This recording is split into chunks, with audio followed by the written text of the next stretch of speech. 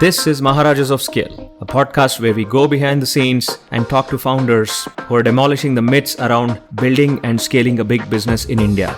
These are the stories that have shattered the assumptions around Indian consumers and are changing the game completely. I am Krishna Jonakadla, serial entrepreneur, co-founder of Flit, the fashion locator in town, and startup mentor, bringing you these stories. Hey listeners, this is Krishna from Maharajas of Scale, and today we have an exciting young speaker, Shrijay Seth of Legalwiz. What is interesting about Shrijay is a lot of us work in companies. We work in companies that have products, that have software products, that have hardware products, and then we might spend a few years in those companies and then later on decide that, okay, I'm so comfortable in my job, I just need to climb higher. Shrijay is an entrepreneur. We are going to hear from him in his story, how he is an entrepreneur and how he leveraged all of his experience into starting what he did right now. Shrijay, welcome to the show. Thanks a lot, Krishna, for having me, and definitely very excited to share whatever little knowledge that I have. I am glad to share that and hope it adds value. Thanks a lot for having me here. Great. So Shrijay, tell us a little bit about yourself and what are you working on right now? Sure. So my name is Shrijay and I have a pretty decent long-lived background in e-commerce. Academically, I did my master's MBA in corporate finance from San Diego, California. And then in early 2013, I came back to India. And then in 2015-16, I ideated Legalwiz and launched the product along with my co-founder then, Naman Pipara. And then ever since, I've been working on Legalwiz. So it's been a phenomenal journey, and we provide legal services, business professional services over internet, and we've been here to kind of democratize the law in certain senses. So working hard on it.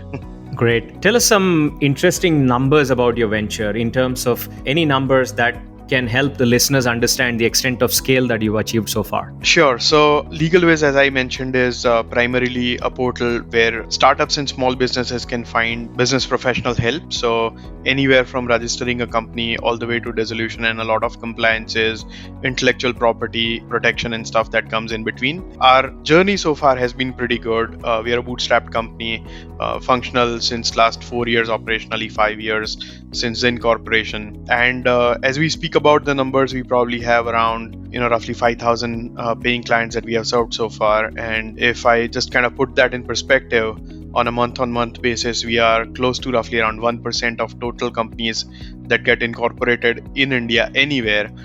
It happens to be from this small office of legalwiz.in. So that's sort of the scale that we work at this point of time. So the actual user base is around 1.5 lakh, isn't it? Yes. So we on a recurring basis, we have roughly around anywhere between 1 to 1.5 lakh visitors that we sort of entertain on our website on every month. And then we have a registered user base of more than 50,000 entrepreneurs, budding entrepreneurs, small scale businesses and startups. Yeah. And then we have a large chunk of that being our paid client at some point of time and scaling. Interesting. How did the idea for Legalwiz come about?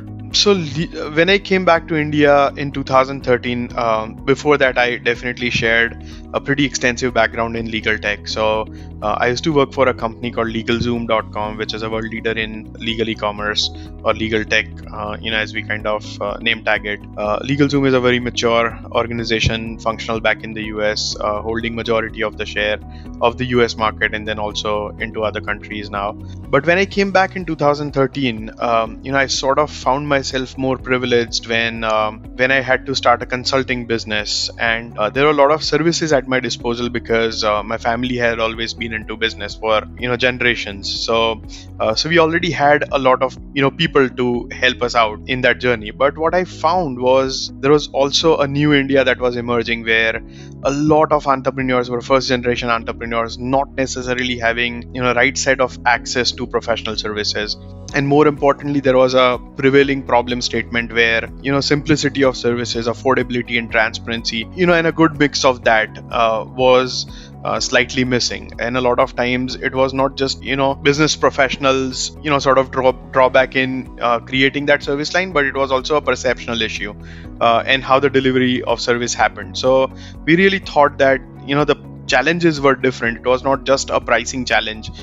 It was way beyond that. But I think at the same time, if we could create something which was very meaningful and sort of standardize the services across spectrum, it could have added a lot of value. So that sort of ideated Legalwiz per se. And obviously back then, my co-founder Naman Pipara, he had a background in professional services, a practicing chartered accountancy firm they had. So obviously, that added a lot of backbone. So with me and Naman side by side, it was just a great, I think, co-founding team, and at the same time, something that we could dream of making big, and more importantly, create a lot of value in the startup ecosystem, which was on the rise and still on the rise in Indian market. So that's what was, the rationale behind ideating and executing Legalwiz.in. Interesting. I have to sort of bring in some points that I keep seeing. I'm part of a lot of startup forums, and the number one question seems to be, okay, where can I register my company, or what sort of IP can I create?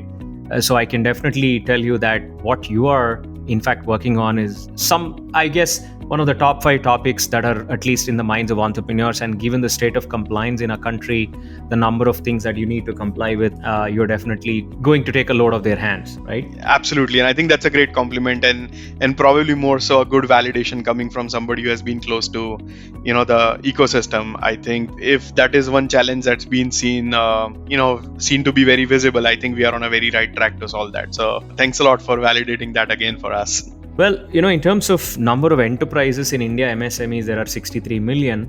But if we were to just look at number of companies with a paid up capital of over 10 crores, and we are talking about the 4th or 5th largest economy right now that we are, I'm not sure whether we are 4th or 5th. And then only 19,500 companies over 10 crores of paid up capital. So if there are 5,000 companies that you're serving, it has some amount of impact. But let's step back a little. When you initially thought about Legalwiz, the current product that you see, has it metamorphosed, or has it changed, or is it exactly the same product as what you began?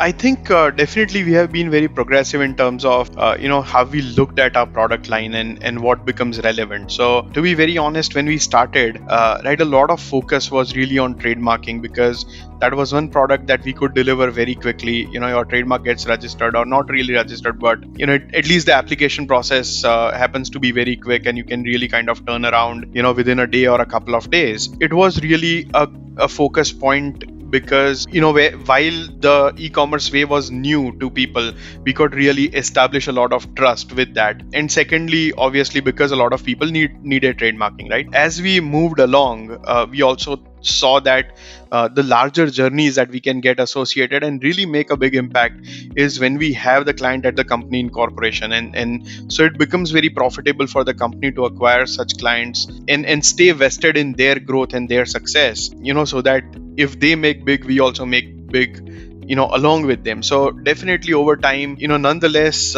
new services added. Obviously, there were many new services that we added, and right now we have probably around 80 standardized services across the portal, and then also a lot of services which are kind of ad hoc in nature. But more importantly, also it made us learn how to kind of tap into the lifetime value of the customer and really kind of add a lot of value to them. So focus has probably in that sense slightly shifted, but overall I think every client is a good client, and we care for every client the same way that we care for any other client. So that has been part of our DNA. Customer service, I guess is the major success mantra over here. Go into a little more detail. It is one thing to talk customer service, but a totally different thing to actually get the philosophy right. Explain, or rather elaborate what I mean. So for instance, if we take Starbucks as an example, it is world renowned for its service. And the way a business like Starbucks functions is, let's say at least in the US or in India, an average cup of coffee, the various types of coffee costs anywhere between 270 rupees all the way up to 700 rupees, depending upon the size. Mm-hmm. And Starbucks has this guarantee that if your cup is not right, or if that beverage is not right, they will make it all over again, right? Right. Now, with Indian companies, what I've seen is that all these are empty promises. And I'll give you an example. Urban Company or Urban Clap I've been using their services for a long time. I respect and admire what they've done in terms of standardizing access to all these miscellaneous services, electricians, and all of that. So there's an annual membership that you take, and I've been a member for the last couple of years. And one fine day, as soon as the lockdown was lifted, we needed a plumber, and our appointments were confirmed. And in both times, an extra charge was levied because it was supposed to be in high demand. In spite of collecting the charge, both on 3 days straight, nobody showed up. And Urban Clap did not do anything about it. All they did was refund the money, and they had renewed my annual membership. So much for being a loyal member and annual membership. So they claim great customer service, but unfortunately, they didn't do anything to go out of their way and really ensure that somebody who was waiting on a big problem, when there is a plumbing problem, the whole house water supply gets affected. And in spite of being a loyal customer, there was nothing that they did. So talk a little more. When you say it's customer service, how do you practically deliver on that philosophy? Right. So I think first thing, Krishna, is definitely COVID being like a very exceptional time. I think it definitely demanded major shifts in how you deal with things, and not really taking away from any company that is so renowned. I guess the larger the company, it might also have taken a little bit more time to kind of readjust. But I'll talk about what Legalwiz does is when we say that we are a customer centric company, we really kind of stand by that, and it does not only remain in talks, but that is something that's been talked about at a company level discussions all the time, which kind of cultivates an environment and a culture within the company to become very customer centric. Now a lot of times we very openly speak that the role of the leadership is to really take care of the employees so that they can take care of the customers in the same way. So I think that is not something that we just talk about, but implement that as well. Talking about the policies, definitely we have policies around customer service and 100% satisfaction guarantee or money back, and also in very rare instances we also given the money back at the same time completed the services as well, to kind of just make sure that no customer leaves the portal with a bitter taste in mouth, right? So that is implemented. I think the other thing that sets us apart and where the numbers speak for the quality of services across different portals, without any misrepresentation or bulked up reviews. On a very genuine and organic reviews, we rate roughly around 9.7, 9.6 out of 10 with a large customer set. So it kind of speaks volumes about the kind of services that we provide. More importantly, these NPS numbers are, visited back from our data teams, from our customer service team, and they've been acted upon. So when there is an email that comes to a customer service with the grievances, obviously that is something that really kind of elevates the level of discussions that are happening, and we try our best to resolve them ASAP. Also, we have been very, very, very sort of sensitive about keeping our net promoter scores very high. And so what that means is not just the customer care team, but somebody from the leadership also somebody from the data team continuously monitors both qualitative and quantitative aspects of NPS, and really try to drive the conversations on how we can better those NPSs, or how we can retain those NPS scores, month over month, day over day, and moment over moment, I guess. So there has been a phenomenal, sort of not just the pressure, but more importantly, a culture that's been created to become a very customer-centric company. And we take example of, companies that have done phenomenally good and how they have done it, and, kind of visit the case studies of those and see how to kind of build a right and very customer centric company. Also, one of the other things, while we talk about the core values of the company, we are very proud to carry a vision statement which very recently got formalized, is not really to become the most profitable company in the trade, but to become the most trusted company in the trade. And I think that kind of sets that culture right there. Is we are not here just to make money, but the money is definitely one of the larger motives, and and we want to become profitable and make a lot of money, and that is everybody's ambition, right? But at the same time, how do we do that sustainably? I think it only happens when we become the most trusted company in the trade and not just chase the profit. So that definitely sets us apart in a lot of metrics that we monitor around and on customer centric behavior that we have. Very interesting that you should touch upon trust. I'll come back to that. Let's revisit or rather focus on your journey prior to Legalwiz.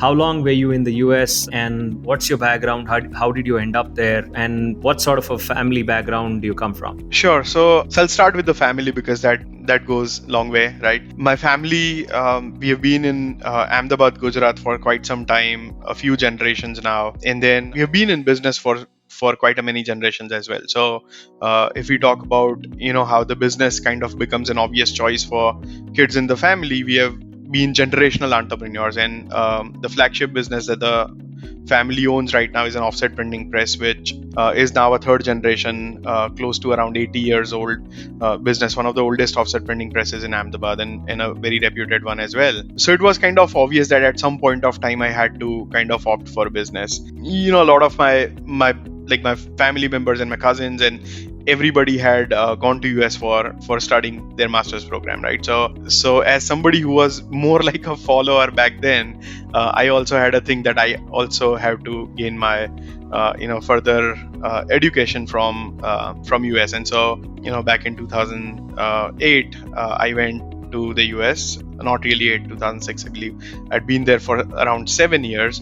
My first couple of years definitely was more educational, and I joined university, San Diego State University in California, to complete my master's MBA in finance, corporate finance. And then post that I opted for a work experience job. So I worked at an workforce investment board of California called San Diego Workforce Partnership, and then kind of gradually moved up from only a corporate finance or finance background to get more involved in analytics and strategy and stuff like that. That is when I joined a company called Legalzoom, which is in the same domain in the US. And I stayed with them for around 5 years tenure that I had with them, both as an employee in the US, and then when I came back to India, very luckily also retained as a consultant for analytics. So that was my sort of educational background and how I got to the US, and eventually opted for a job. Now, when I was at Legalzoom, one thing that really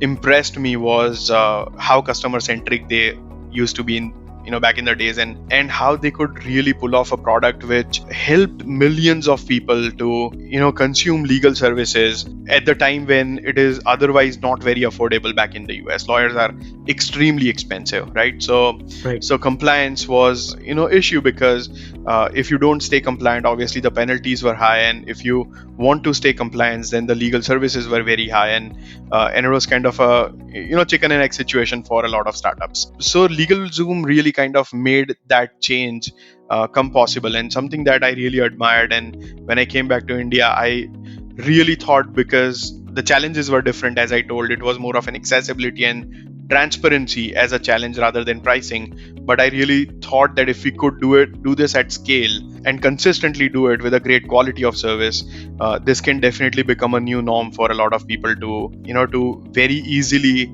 start and manage their businesses. And ideally, an entrepreneur should always focus on what they are supposed to focus on, which is their product development, their market capturing and stuff like that. And then services like these are, in my opinion, best to be left at a professional's discretion or experts' advice. And in this case, we jump in and solve a lot of matters for them. So I think journey kind of brought me organically into this business, and I'm really glad that I've been given an opportunity to make it happen.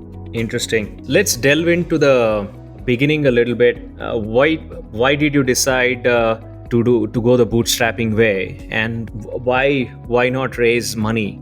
I don't really think it was one way or the other, to be honest, right? Definitely, given the right opportunity, we will raise funds. I think we are now feeling a lot better than earlier to kind of raise money, because we have a very strong use case and capabilities that we can deliver upon. One thing that probably prompted us to go bootstrap ways.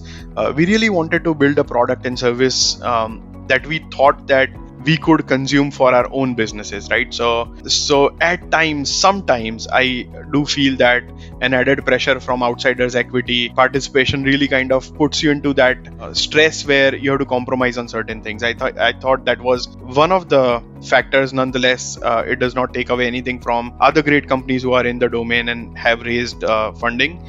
Some of them are really brilliant. The second thing is, very fortunately, we did have access to funds, right? So as I told, that the family had a strong background, and obviously I had 7 years of working in the US and some capital that I could save in my personal capacity. I thought it was really helpful in building the company and managing the cash burns and stuff like that. I really just think that I was privileged enough to use those resources to build the company, and now the company is at a stage where it is ready for that hyper growth wave. So yeah, I think it's just fortunate that we had those amount of funds at our disposal that we could deploy against growth, and that sort of helped us staying bootstrapped, I guess. I see. So the starting point when you decided to launch it, did you go full time into it? Yes. So definitely majority of my attention is Legalwiz, and it has always been Legalwiz. There is a consultancy firm, as I told. I had a couple of years work when I came back to India. Legalzoom still retained me as a consultant before I started Legalwiz, and so definitely there was a consulting business which is very niche, boutique style. Working with no more than 5 clients at a time, called Hire for Hire Consulting, where we've been privileged to work with a lot of hyper-growing startups and get some good referral clients, the clients like thebooks.com and meundies.com and HopSkipDrive and a couple of other casemate.com. So some of the really good e-commerce stories in that the US has ever seen.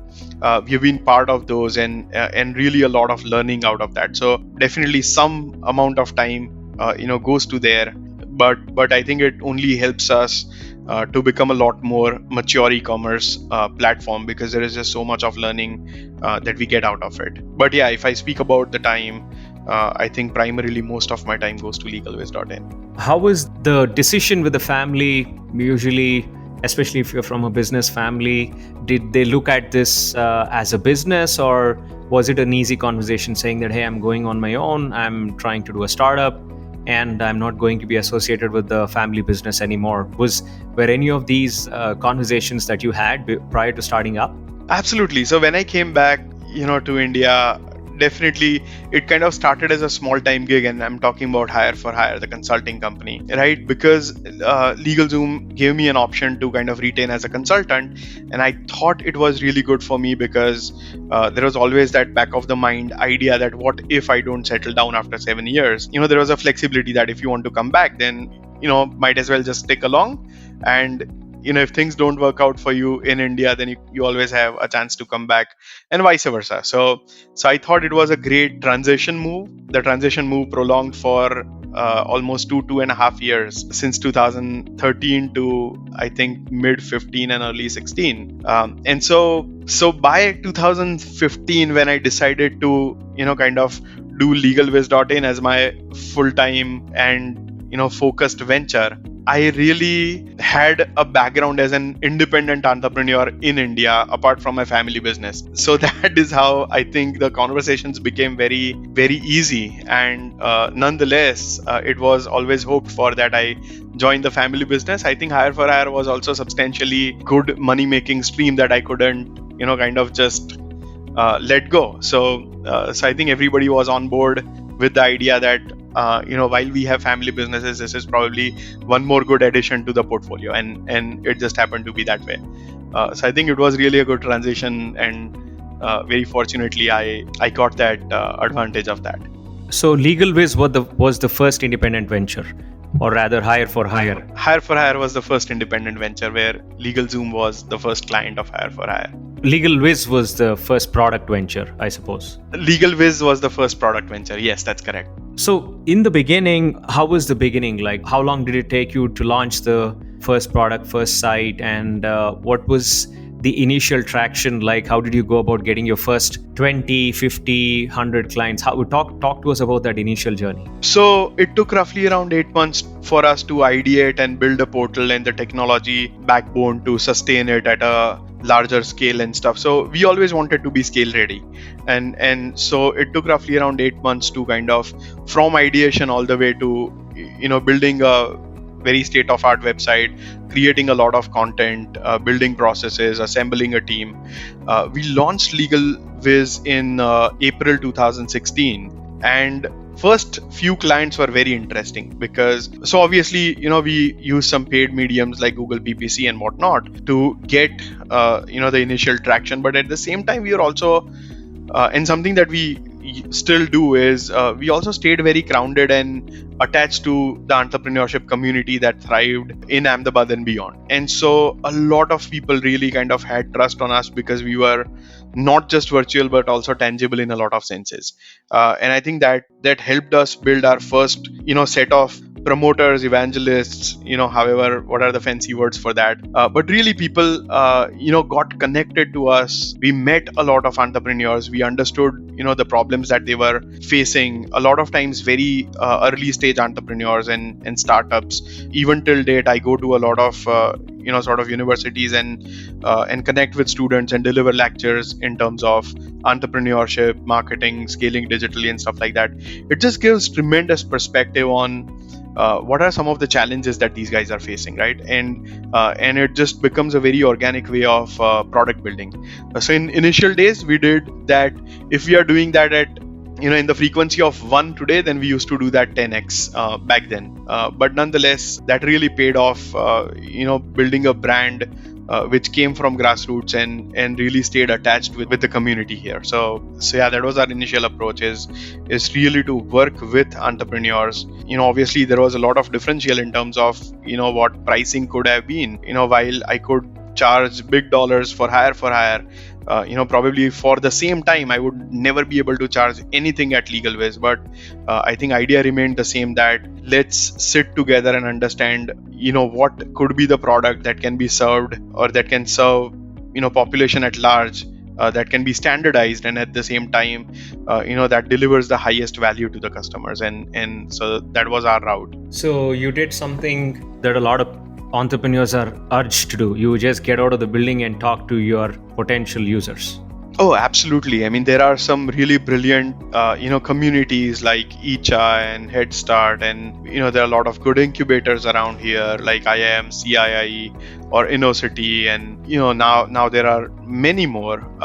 But I think initially back in the days, we were very, very aggressive in getting in touch with people, and I think if you want to build a very sustainable product, it's always good to have it heard from the horse's mouth.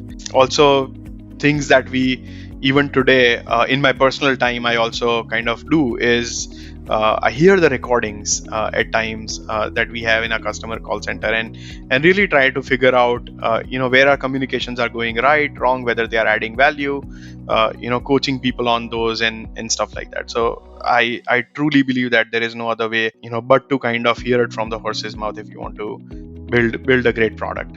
So you you did all of this research, and at what point of time did you get a sense that we are doing something relevant, we are building something relevant? So what you said before, we should be building something we ourselves use. So, I call it the dog fooding effect, eating your own dog food or scratching your own itch, so to speak, where you intuitively, because you've been out there, you feel that there is a need for a lot. And then you build one, right? And then you start looking, because for many things there isn't a easy and efficient way to do market research, right? So, but a good entrepreneur has a certain pulse. The exact timing that will drive the overall success is not really in your hands, but you just have some sense of it. So at what point of time did it occur to you that yes, you're on the right path and you are building something of value, it is getting validated? So I think for our case, it has not really been kind of a hockey stick thing where you are kind of flat or negative for some time and then suddenly you see a growth in that. We've always been gradually growing and growing strong. But there are definitely some moments where we could really think that yes, we are adding value. And I think the initial indicators of those would have been, when a lot of people on those put me in touch groups and stuff like that on social media, they ask for relevant services, and every time people would, I would see at least a few people vouching for Legalwiz's service on those portals, and that is when I guess I started realizing that now this is something serious, and we are really adding value to people, right? So I think when things started getting visible in terms of word of mouth,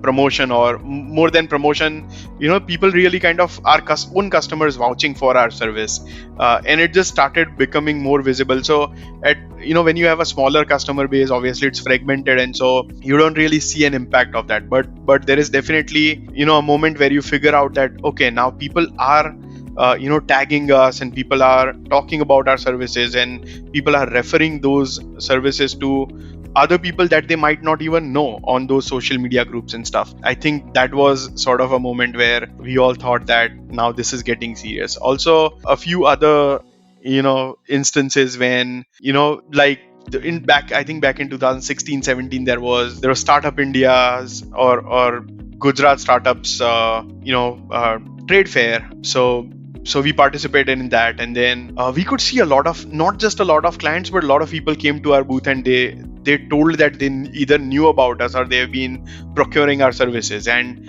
we could really see that there are people who are interested in bringing either that to our attention that yes, we are your clients, or somehow they have heard of us, and I think that is when we thought that this is something really great that we are building. Interesting. What are the key inflection points, 2 or 3 turning points where it occurred to you that yes, not only do we have validation, but in some sense we are going to become something bigger, or it is going to cross this path?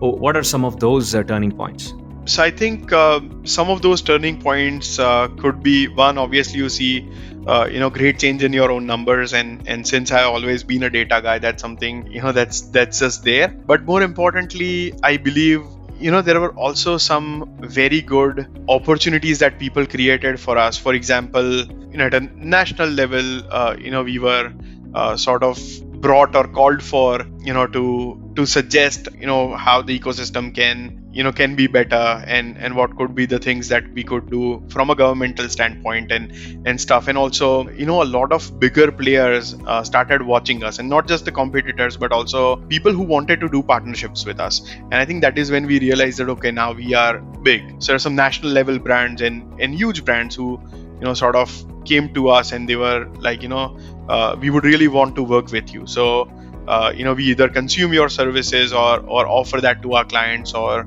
if you promote our services because you are meaningful in this domain. I think that is when we started realizing that okay, now we not only have a proof of concept, but we also have something very strong where people would want to leverage our network, and that really made us feel really good and proud about ourselves. Interesting. So there's one different approach that you talked about. You obviously got out of the building, spoke to a lot of founders.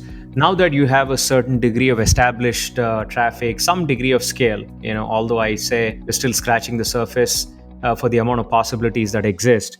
What are some of your changes? What sort of things are you doing differently right now? So there are many things that now we are doing differently. Obviously, the processes have increased. There is a level of standardization that we are, bringing in the processes.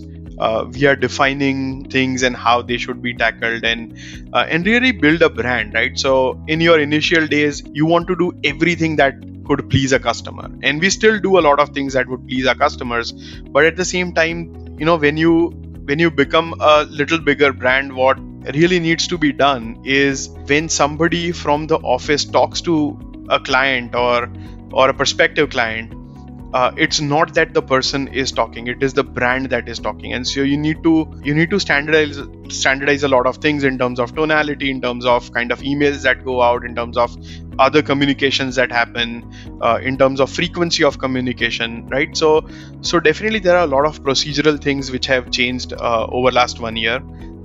since we have started getting a lot more volumes. Apart from that, I think adding new services, expanding horizons, that's definitely something that we think has to be very continuous. And so we have entered different domains, we have started new services, we have started interacting with people in terms of webinars and podcasts and stuff like that.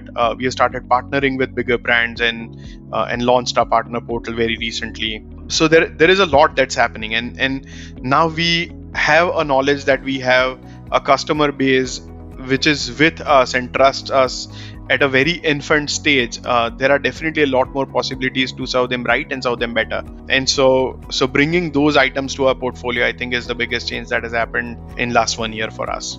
Interesting. So let's go back to the trust angle that you spoke about some time ago.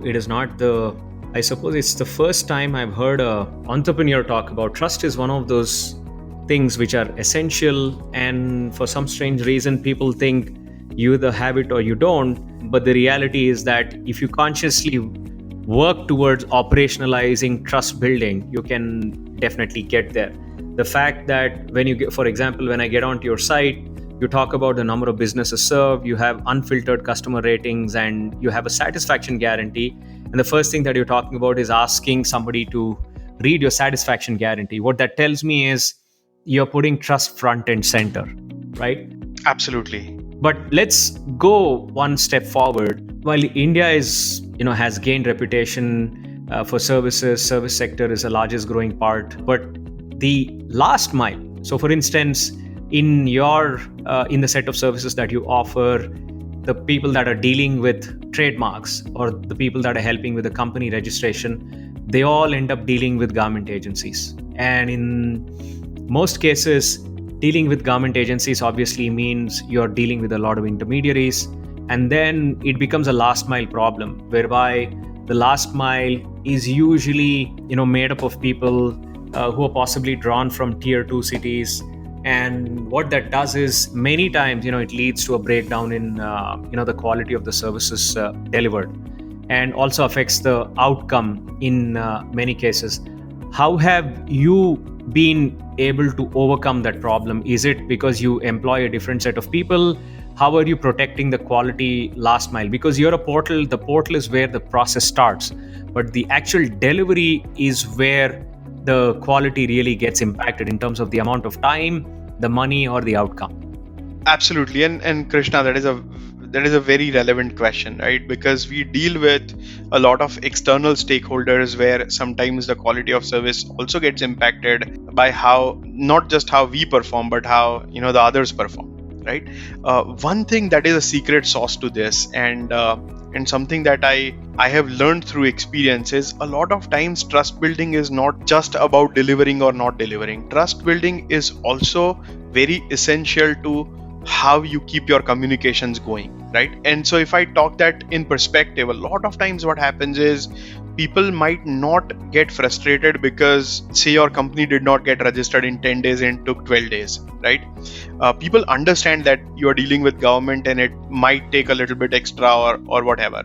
But I think if at all there is any distrust that comes, it really comes from you not telling them or informing them about the delays, right? So there is one thing that we have done very right, is to coach our team to be in continuous communication, and that is the key to build trust, right? The second thing is, obviously, as a service provider, and you being in a service providing industry, I think persistence is the key, right? So when you hit a roadblock, a lot of times what happens is those projects are put on side or back burners by professionals, right? So something that we have very explicitly trained people on is not to put that on back burner, but to more aggressively follow up even with the agencies, and make sure that we put in our best effort, that we can justify to our clients that we have been working actively on this case, and that has really helped us building that trust. So I think that's what the key is. It is not about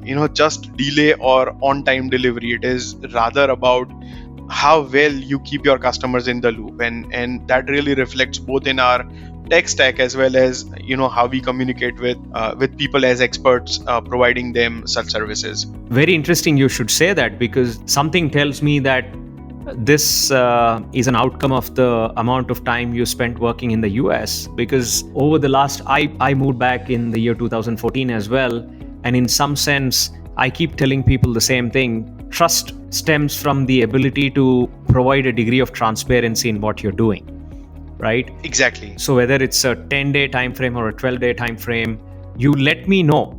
You let me know that it is going to take X amount of time. If it's going to take 10 days, you tell me 10 days. And the funny thing is, when you go to the US and you engage with various people, private sector, public sector, or in the government, let's say you went to the Department of Motor Vehicles and you applied for a license. If the average time frame is 2 to 3 weeks, let's say the outer limit is 3 weeks, right?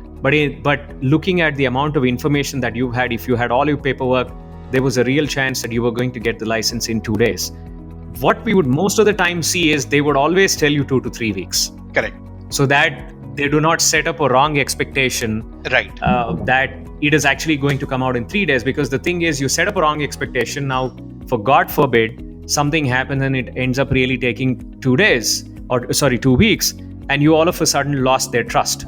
On the contrary, this is a craft that is, for example, Narayan Murthy of Infosys said long ago, what was the secret to creating wealth and then making sure that everybody that touched Infosys, stakeholders, shareholders, everybody was happy? He said, under promise, over deliver, right? Absolutely. That is the key. Under promise, over deliver is the key. And so to kind of put that in perspective, right?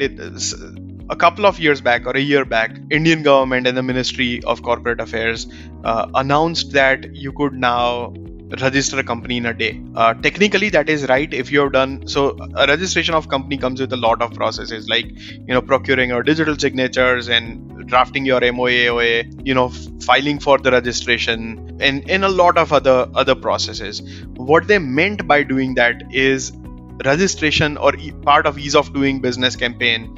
It was the registration. So if you apply for registration, you get it done within 24 hours. Obviously, there were a lot of other processes that one has to do before they actually make an application. And typically that happens from a professional's office, right? So at that point of time, I saw a lot of other websites, not very prominent ones, but they started campaigning about register your company in 1 day, wherein Legalwiz always had the timeline of 10 to 15 days on their website. So we definitely saw a lot of people questioning us in that time frame where, why these other people are doing it in 1 day, and are you delaying it by so many days because you have so much of backlog? And so it really took time to educate our clientele as well that, yes, registration is 1 day, but at the same time, there are other processes. And when you explain them in a right manner, they get it, right? So at times it also, makes it very important that even though there could be shortcuts to, getting that momentum going, sometimes you just have to wait for right opportunity. And more importantly, you have to craft your market with the most honest communication that you can have with your clients. And so I thought it would be good to share that, things like these happen, but it does not call for a shortcut in business. Right. So a combination of transparency, over communicating, which are not really hallmarks and traits of how we operate in India, and pretty interesting. Would you say it was the time that you spent in the US and maybe working with some American corporation that possibly, maybe not consciously, but unconsciously, you sort of acquired those aspects? I would definitely give credit to that. I mean, I've seen people in the US definitely be more on the stronger front of communication as compared to India. But saying that, I don't want to take away anything from some of the brilliant Indian companies also that we have seen and how they deliver work. And one of the good examples is, so I have an infant, and we wanted to, get a passport for him, and right. And very recently, TCS has taken over the procedural part of the passport office in Ahmedabad, and such brilliant work that they did. I mean, it was so different experience, so much well standard. Standards were so highly established, and the processes were so fluent and fluid. I'm sure that India is trending that way, and there are definitely some great organizations who stick to those standards. Yeah, no question about it. I think we are definitely starting to see a major change in packaging. For example, on one of our prior episodes, we had Anindita of Yoga Bars. Yoga Bars is a cereal company, and if you see their packaging, the branding, the quality of the cereal that they deliver, all of it is made in India. It is all designed locally and then manufactured locally. And the kind of quality and standards that they have been able to achieve is very high. And while Anindita and both of her co-founders, they've had some stint in the US, I think, Indian companies are catching up fast. Another company in India that, at least in Bangalore, is a company called ID, which is into batter and processed food. Mm-hmm. So they've done a phenomenal job in everything. The way they communicate, the way they market, the way they package. It just means that we are finally starting to see a breed of Indian companies that are taking their customers seriously and going out and then understanding their context in a lot more detail. And it's heartening to see that sort of change. So go on. Yeah, I was just saying, good that you mentioned ID, because that's also a brand that we really kind of look up to, and how they built the product and how they made it very accessible. It's just so brilliant that people could think out of the box, and something that we consume on day-to-day basis, commercialize that, yet make it so robust in terms of offering that it just becomes a very household brand. So yeah, a lot of power to them for sure. Yeah. So let's switch tracks a bit and talk about challenges.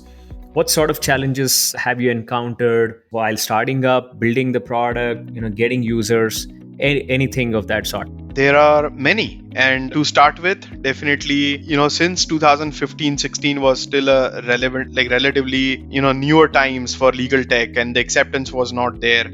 Obviously, it took, decent amount of time, along with a lot of other brands who were trying to crack that market at the same time. It was tough, making people understand that such services can be procured online. When you talk about business professional services, a lot of times people also associate that with, a lot of non-disclosure of information and how secured you are, and those kind of things. So building a brand, given that background of people's mindset, was, I think, the biggest challenge. And gradually working towards the communication, gradually working towards, creating use cases, people who would vouch for the brand and stuff like that. I think we could easily, overcome that challenge. But definitely for the initial years, that was something that really challenged us. The second thing is, obviously, while we were bootstrapped, we were a little cautious about how to spend and where to spend, and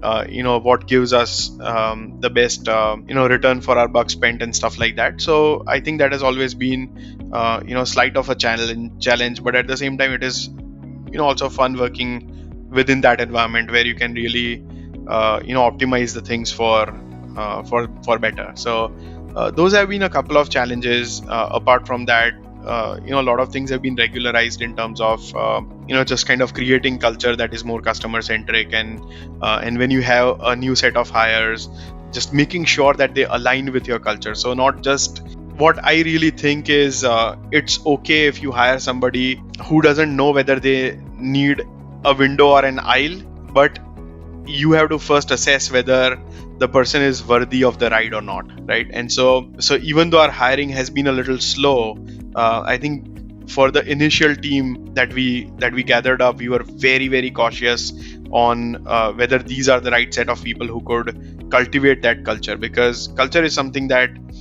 you can't really create as an entrepreneur. It is always going to be created by the early employees, and what kind of faith that they have in your entrepreneurial vision. If as an entrepreneur you focus or force that on people, it is always going to be a compulsion, and compulsion does not create culture. So really kind of brewing an environment where other employees also think about that being the right thing, I think was probably the biggest challenge. Interesting. Go a little deeper into that. Operationalizing culture is a key aspect. I do agree with you that the first set of people that you recruit sort of set the tone for the kind of culture that you end up actually having.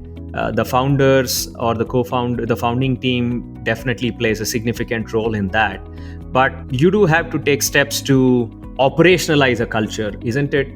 Because what I traditionally see is, again, having a set of vision statements and having a set of values is one thing, but how do you operationalize that? What degree of empowerment do you give? So for instance, in customer service, if you are focused on ensuring that you always have high customer satisfaction, you have to, the front line or the set of people that are in touch with the customer on a regular basis and understand the customer context a lot more better than maybe senior people in the company, need to have a degree of empowerment. And they also need to have a degree of training, because many times empowerment without awareness and training creates a situation where they're possibly either giving up or conceding a lot of the times, and then it creates a perverse set of incentives.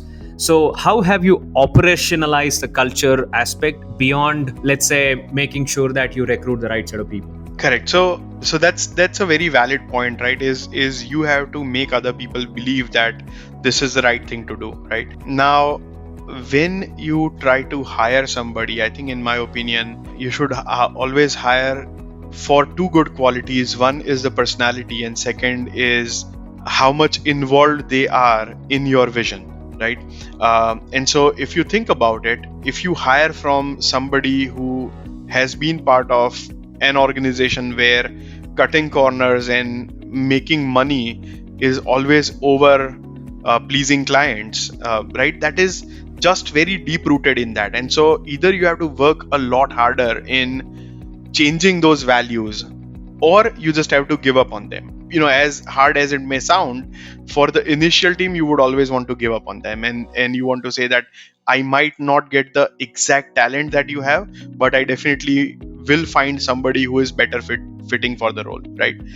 And so I think that really helped us a lot more in terms of cutting down the baggage that people carry with them, is to really find a right personality for the right role. The second thing is, it definitely needs a more communication, right? And so, as I said, as an entrepreneur, you don't really have, because you can't fight at all fronts, you will have your team do that for you, right? And for that, you have to have a team that really believes in that. And for that, you really need to have a clear, not just clear, but a continuous communication with them. So I think an entrepreneur's role in the organization is to create a team that can take forward your vision and mission. It is not really, to find out somebody who just does the work, but at the same time, who does work better than your abilities, and it amplifies your abilities in terms of scaling. So I think that really is the key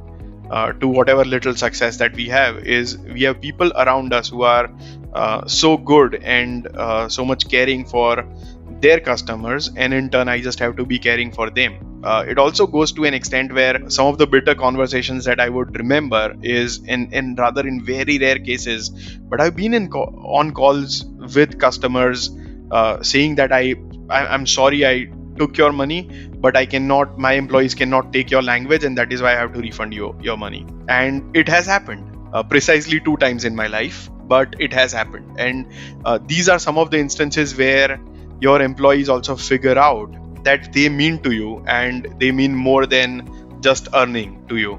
So I think that is one of the exercises for setting up a good culture is where you stand by your employees so that they can stand by your clients. Right. Yeah. Take care of your employees so they can take care of your customers. That's a great way of saying it. I think you said it a few minutes ago. Awesome. So looking back, Shrijay, if you had to do this all over again or restart, is there something that you would do differently? You would say, this is exactly how it would have worked out. I would definitely do a few things differently. To start with, I think, when GST regime was already coming there, and there were just news and not a lot of foundation to it, I would probably start building a product around it and raise big amount of money. That was one opportunity that I really think that we missed as an organization. Nonetheless, we are doing fairly good in the service sector as of now, but I think a product on along those lines would have definitely helped the company grow substantially faster. A couple of other things that I might do differently, I guess, is probably also focus on growing a little faster, given that I have a lot of knowledge now, which I might not have had at that point of time.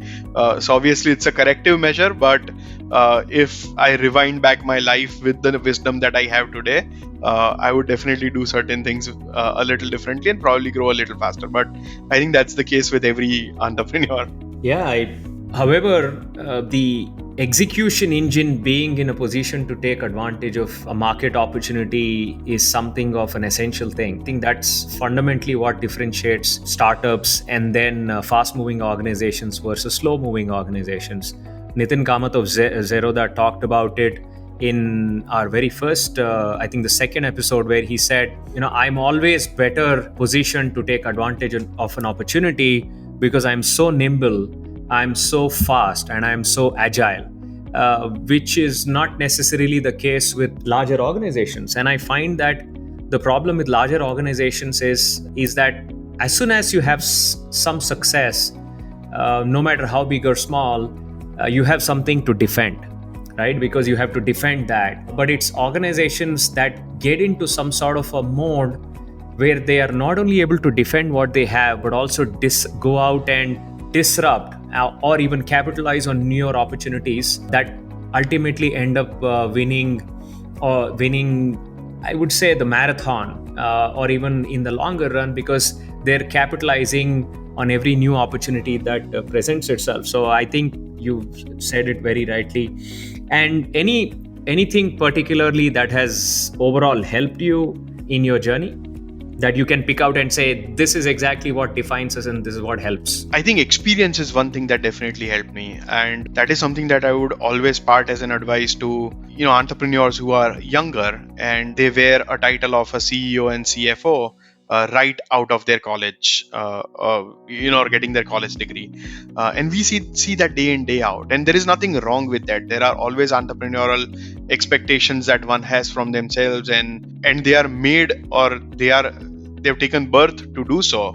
But at the same time, I think getting some real life experience is very vital, and you just find out so many things that work differently if you have worked under somebody and then you work for yourself, because that just gives you a perspective of both the sides, and it just helps you be a better employer, in my opinion. So a lot of times, I would say to younger and budding entrepreneurs that if you are starting a company right out of the college, or maybe in the dorm room of the college, there are many examples of successful startups like that, but at the same time there are also plenty who have gone wrong. And one thing that you would always want to take is, in terms of internship or a full-time job, but some sort of practical training before start that on your own. And I think that has definitely tremendously helped me, at least to kind of get the right perspective,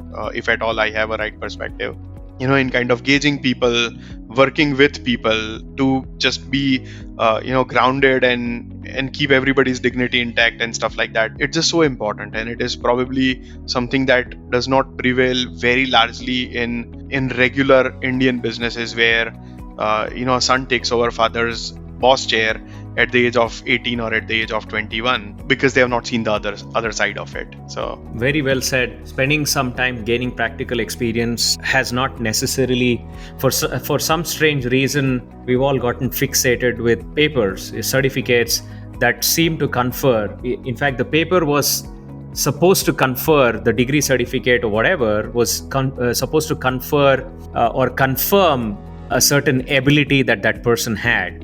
And it is no longer the case, and therefore you have to go through this practical training regardless of what your ability was. Because I'm a chartered accountant myself, take CA or company secretary or the cost accounting, many of these you actually study and work at the same time, so much so that by the time you're actually at your first job after qualifying, you've actually gained so much experience.